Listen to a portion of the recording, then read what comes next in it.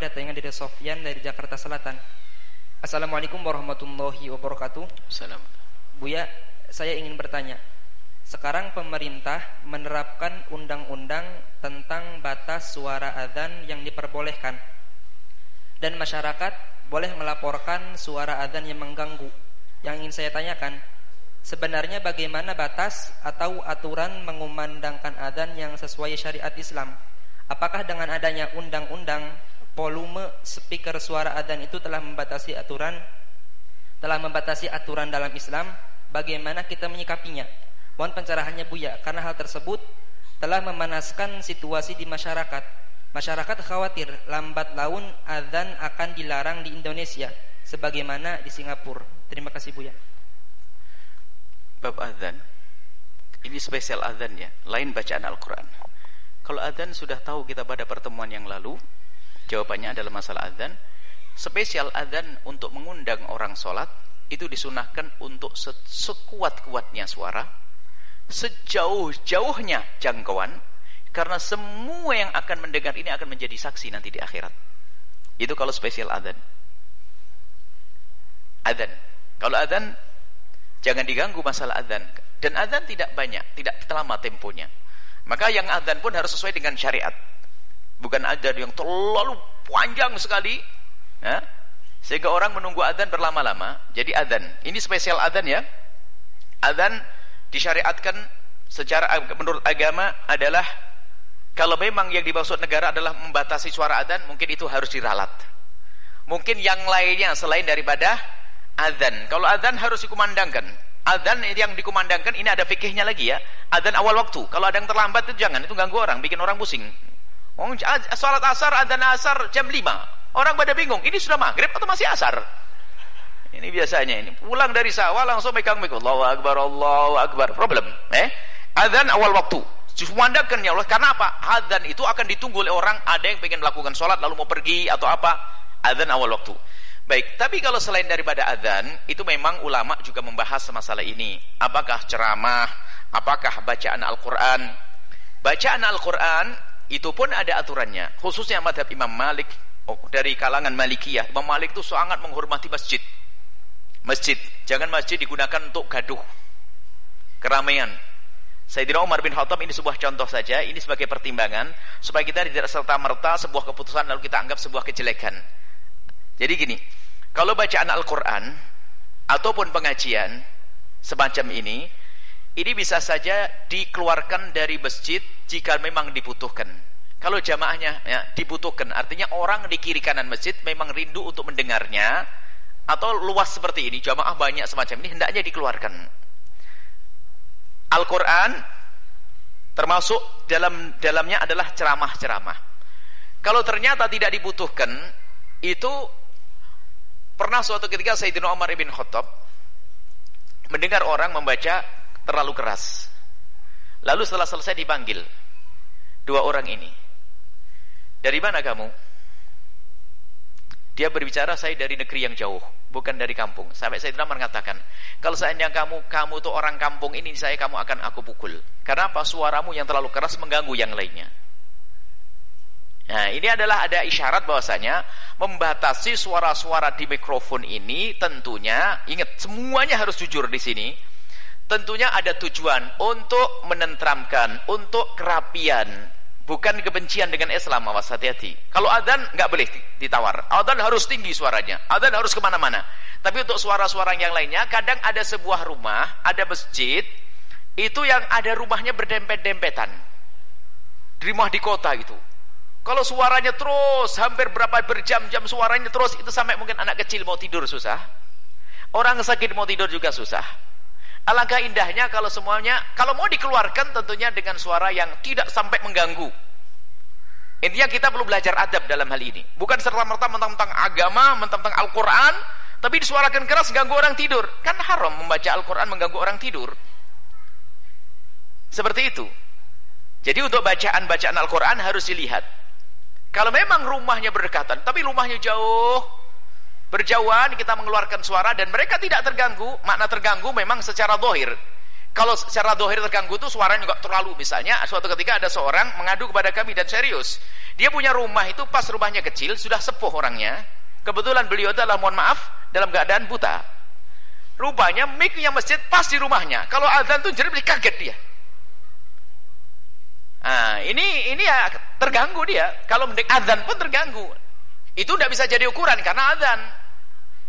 Azan, baik. Kembali kepada masalah Al-Quran, masalah yang lainnya, termasuk ceramah dan sebagainya. Jika harus dikeluarkan, harus ada bahwasanya itu dibutuhkan. Kalau tidak dibutuhkan, nggak usah semacam itu. Apalagi bacaan Al-Quran, khawatir Al-Quran nanti hanya diputer saja.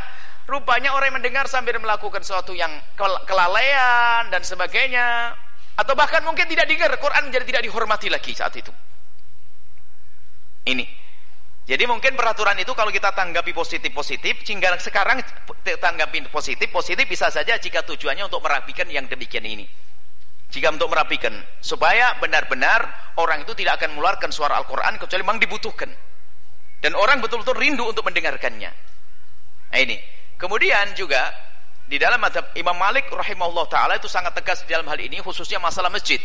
Bahkan Imam Malik itu sangat tidak menginginkan kalau masjid digunakan untuk selain daripada sholat itu. Kalau ada keramaian yang lainnya, Imam Malik. Dan wibawa sekali majelis beliau. Baik, kalau kita menanggapi masalah semacam itu, mungkin tenang saja, supaya kita tidak menjadi sebab perselisihan. Terserah siapa yang merencanakan undang-undang tersebut, yuk kita memang atata di masyarakat kita, di kampung kita. Kalaupun kita harus mengadakan suara keluar ini, tolonglah dipertimbangkan juga jika memang diinginkan oleh orang-orang tersebut. Satu, kalau memang kemudian ini satu sisi diinginkan dan tidak mengganggu, mungkin ada orang yang sakit, ada orang yang anak kecil mau tidur nggak bisa dan sebagainya, nggak bisa dipaksa. Anak kecil nggak bisa, orang tua bisa ada iman, ada ngerti wah ini Al-Quran, tapi anak kecil nggak paham, kaget dia bisa tidur, ibunya yang susah nanti. Jadi kalau memang peraturan itu benar-benar dilaksanakan, tentunya tidak serta-merta main grebek begitu, tidak, perlu pengarahan, dilihat dulu keadaan lingkungannya.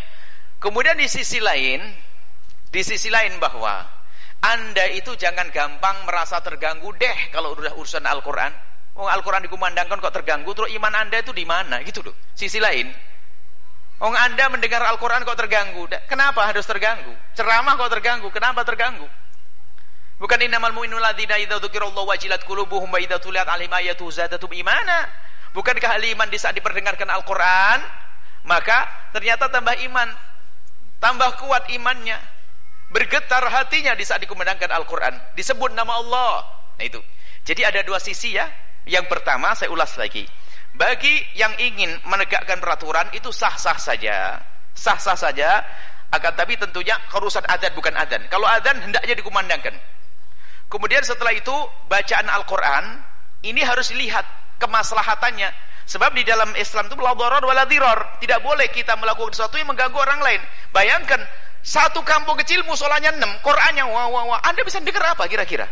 Quran musolanya 6, gede-gedean, baca Quran semuanya ayatnya beda-beda. Anda dengar yang mana kira-kira? Jadi saya menanggapi itu adalah positif kalau memang betul-betul niatnya untuk merapikan itu.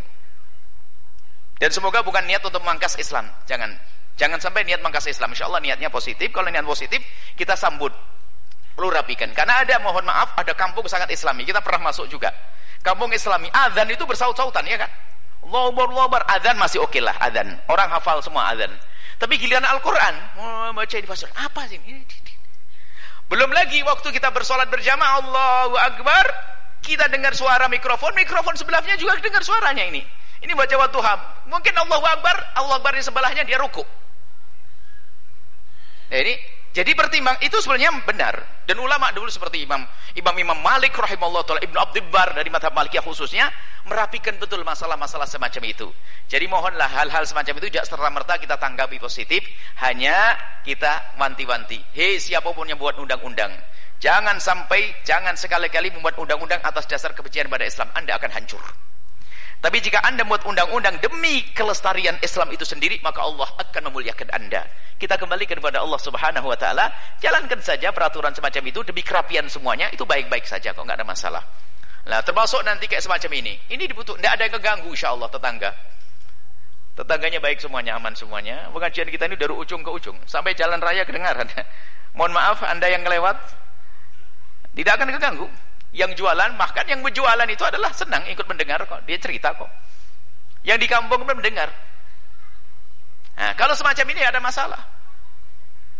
Tapi kalau sudah suara Al-Quran khusus tidak didengar, diputar saja tanpa ada diperhatikan, kemudian bersaut-sautan Al-Quran, nah ini perlu dirapikan ini.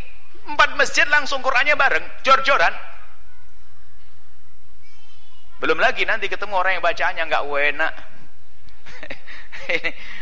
Mas pede baca Al-Quran, mic sendirian malam-malam jam 12 malam, 11 malam sudah bacaannya Quran, orang pada sedih.